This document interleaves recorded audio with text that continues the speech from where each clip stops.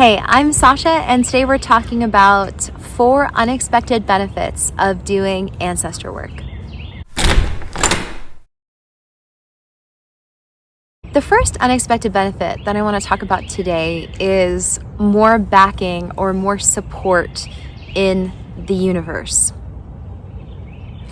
Before I started doing ancestor work, I considered myself a spiritual person, working for the greater good of humanity.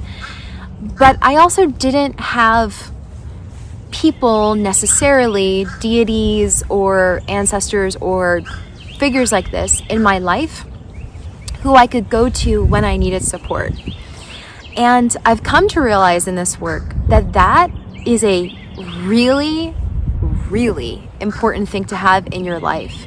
The cool thing about ancestral guides, and if you haven't yet seen my video on ancestral guides, I will link it up here. But the cool thing about ancestral guides is that they are people who lived on this earth, who are in your bloodline, who lived well and died well. And in living and dying well, they had a wide web of support on earth, wherever they were. They were connected to the land and the people of the land where they are from. So whether that means deities or working with various plant medicines or other spirit guides or helpers, they have resources that they can actually connect you to. And this is really important because inevitably shit will hit the fan for you. It could be a small thing like you are in a new place and you sense the presence of something and you're just really freaked out and you're like, what do I do? Who do I call on? Or it could be a bigger thing, like you're going through a huge life transition, or you just need more spiritual support in your life constantly, consistently. Ancestral guides and the wise and well ancestors are available for that. Not only are they available, they want to extend their love, healing, and support to you. I've talked about Heron in a few of my videos now, but Heron is my go-to protector. She is an affinity spirit on my mother's side. She's our psychopump, which means that she guides the souls of the dead to the afterlife, to the realm of the ancestors. And she's also my fiercest, most loving, protective, feminine helping spirit that I have. When I am calling in ritual safety, she's the first person to swoop in, and I truly feel that she has my back. Developing my relationship with Heron was such a game changer in my life because I had never felt the solidness that can happen when you are relating with somebody and you feel like they've really got you, like they are holding you in the ancestral realm. An example of relating with a deity in the ancestral realm that can open up support is my experience with Magwayan. My mother's people are indigenous to the Southwest Philippines, the Visayan Islands. And when we were working on the healing of that lineage down from our ancient guide forward to the most recent dead, as I was praying and holding space for my grandmother and her mother, a big thing that came up was the sexual abuse that took place for both of them and needing big healing from that. So as I was dropped in and I'm praying for my grandmother, and my ancestral guide is here actually doing the healing work, and I'm just observing and holding space, they brought me to the place where the abuse had happened. And as I was sitting there praying, in the next moment, a huge rush of really fast, strong water flooded the entire farm, the whole farm, the farm that my grandmother was raised on. And it was pretty violent, to be honest. It was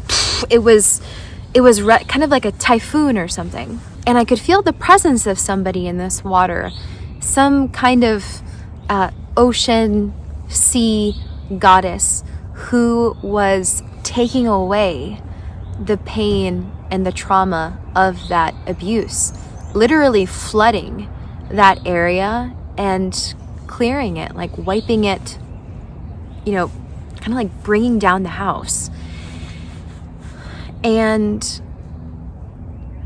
I'll never forget that drop-in and that connection with the deity who I now know to be Magwayan, who is the Visayan goddess of the sea and the ocean. Before this drop-in, I didn't even know of this goddess, who she was, what she did. So also just know that that can happen too. Sometimes you can experience something and you're like, who was that? And even today, Magwayan is such a significant source of support for me personally. And I'm also teaching my daughter about Magwayan and what her powers are and how we can relate to her. The second unexpected benefit of doing ancestor work is having a deeper discovery of your unique gifts. Before starting ancestor work, I knew myself pretty well and I knew I had certain strengths. But really, connecting and attuning to my ancestral guides was like a megaphone for my medicine, and it became really clear what my gifts are and how I'm supposed to use them here during this lifetime. I mentioned my mother's lineage earlier. The gift of that lineage is deep caring for others, justice, community, making sure that others feel okay. And also having a lot of physical stamina, willpower, drive, or whatever to make that happen. That kind of fierce, protective, feminine energy. That is very much me, and that is very much my mother's people. So I know that when I'm engaging with clients and that when I'm engaging with my husband or my friends or whatever, that is a gift that I can offer people. Another one of my gifts is working at the threshold of souls, being a bridge between the living and the dead. And this gift actually comes from my father's people. And I knew very little about my father's people before I started ancestor work. The first time I dropped in with them, it was really clear that my father's people were death workers or death doulas. And part of their job was to make sure that people transitioned well into the afterlife and became well-seated ancestors. So what I mean to say is connecting with your ancestral guides and allowing that ancient medicine to flow from them to you is really going to amplify your gifts and your medicine in the world. The third unexpected benefit of doing ancestor work is having bigger empathy. Inevitably, everyone's family sort of annoys them, right? But there might be that one person in your family that like super annoys you. Annoys you so hard that it might even be hard to have compassion for them, their journey, seeing any good in them, etc. There is a member of my mother's family who I have historically seen as kind of like a deadbeat dad. He doesn't take care of his kids. He doesn't really seem interested in anything but his, myopic view of the world, etc. When I began connecting with my mother's father's people, they love him. They love him. And they ask about him, and they ask me to check on him. They ask me to send him gifts and cards. Seeing people who I love shower him with love gives me more empathy for my uncle, because I have begun to see him a bit like how they see him. Also, another example that doesn't have to do with family is I was talking to someone recently who was an expert in his field in this high-tech sector. And I didn't really understand what he was saying to me, to be honest. He was talking very technically. As I was listening to him, I could just absolutely feel that his ancestors were so proud of him. So proud of what he was achieving and what he was doing and how he was showing up in the world. And we don't always hold that. We don't always consciously hold that space for people, but that is available. Because everyone who is alive here has ancestors, human and other than human. You might see a squirrel or a possum or a groundhog. This animal is the descendant of many, many, many animals and species, and honestly is a miracle of life and of the earth. The same is also true for that person in your family who super annoys you, or just for any other person that you come across. They are a beloved to their ancestors. And by you connecting with your ancestors and experiencing that deep joy and love, you also begin to feel that naturally for other people.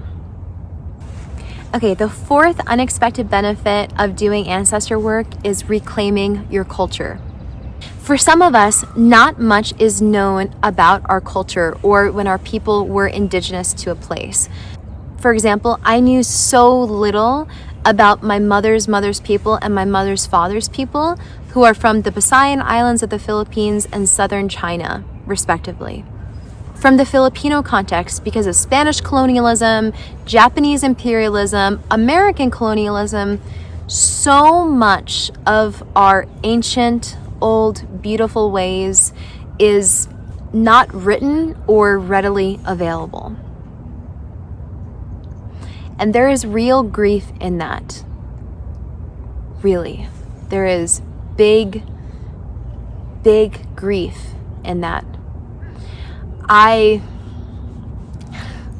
for months, banged on my chest, just wanting so much to connect with those ancient ones.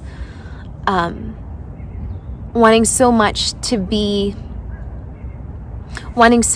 know about my people, who they were, how they understood the world, what was available for me as their daughter, etc. While this doesn't solve that problem on paper, what I have come to find and my experience of this is that my body remembers.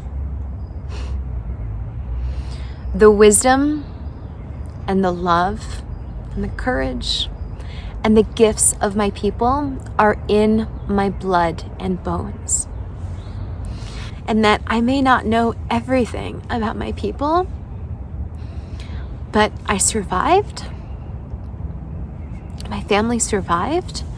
And also, it is possible to reclaim the most important pieces of my culture. Heron is a beautiful example of this, where I didn't even know what this bird looked like before I started doing ancestor work. When she came to me during a drop-in and I began relating to her in spirit, I come to find out that there is actually a really long history of heron reverence in my lineages, like in my specific haploid group, which is like if you go to family tree DNA and you get like the maternal haploid group. My people are indigenous to the Southwest Philippines, and we're related to the Maori people and the indigenous people of Australia, New Zealand. And heron is a psychopomp among those tribes. And while I didn't need the validation of that, it helped me so much to know that what I was seeing and experiencing is actually rooted in the history of my people. Even if it's lost in the Filipino context, it lived on in the Maori context. Yeah, so just what I'm saying is don't discount the power of your blood and your bones, which is also where your ancestors live. And your ancestors are gateways. They can be gateways to that wider network of support that is your land, your culture, their cosmology, and that wider network of support. Thank you so much for watching this video. I hope that it was interesting or helpful. I hope that your ancestor work at whatever stage you're at is going awesome. Feel free to follow me on Instagram if you want to see more about my journey. And if you liked this video, feel free to like and subscribe. And I will see you in the next video.